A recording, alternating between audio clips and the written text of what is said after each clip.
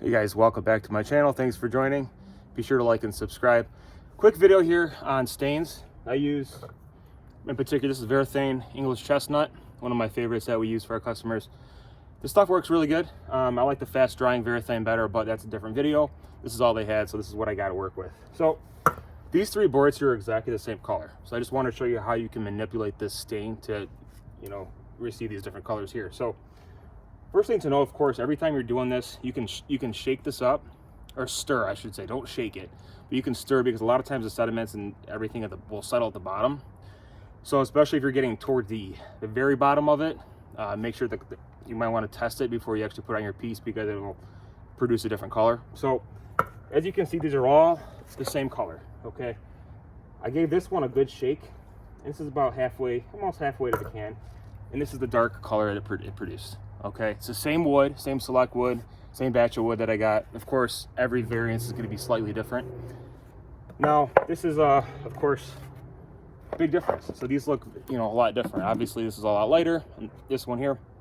And then this one's here after I shook it up a little bit, stirred it. I didn't really shake it. That's how it produced that darkness color.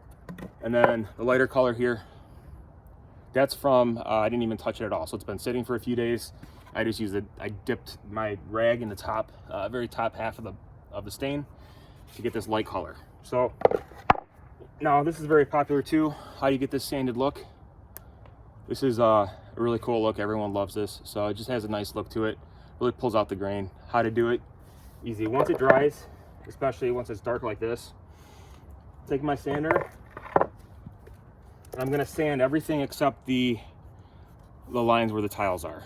Okay, so I'm gonna sand in the middle of each tile to give it that look. Give it a look here.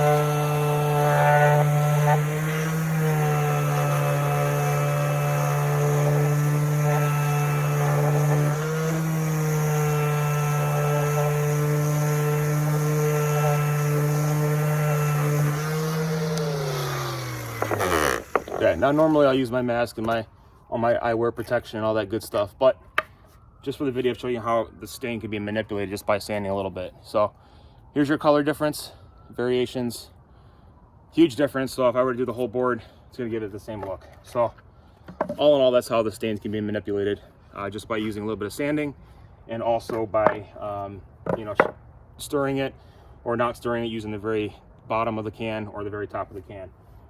Of course, here I'm using 220 grit sandpaper. And that's pretty much what I use. It's always good stuff. This one, I believe, yeah, this one's Gator Finishing Products, I believe.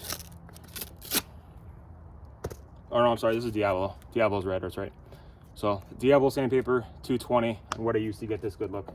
Now, of course, I'll sand it before I even stain this, but just to show you how to get that look. Thanks guys for watching. Stay tuned for more videos, and be sure to like and subscribe.